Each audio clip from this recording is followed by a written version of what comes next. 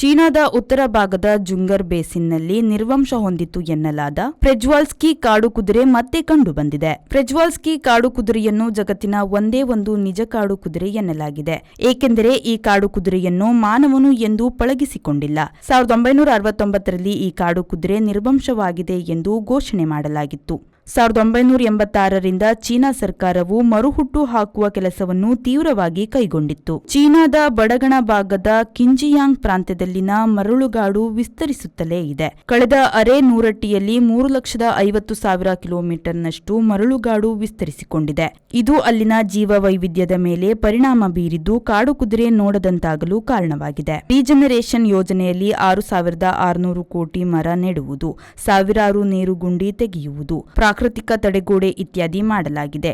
ಇದರಿಂದ ಮರುಭೂಮಿಯಲ್ಲಿಯೂ ಬದುಕು ಸಾಧ್ಯ ಎನಿಸಿದೆ. ಅದಕ್ಕೆ ಸಾಕ್ಷಿಯಾಗಿ ಈಗ ಪ್ರೆಜ್ವಾಲ್ಸ್ಕಿ ಕಾಡು ಕುದುರೆ ಮತ್ತೆ ನಾನಿದ್ದೇನೆ ಎಂದು ಹಾಜರಿ ಹಾಕಿದೆ.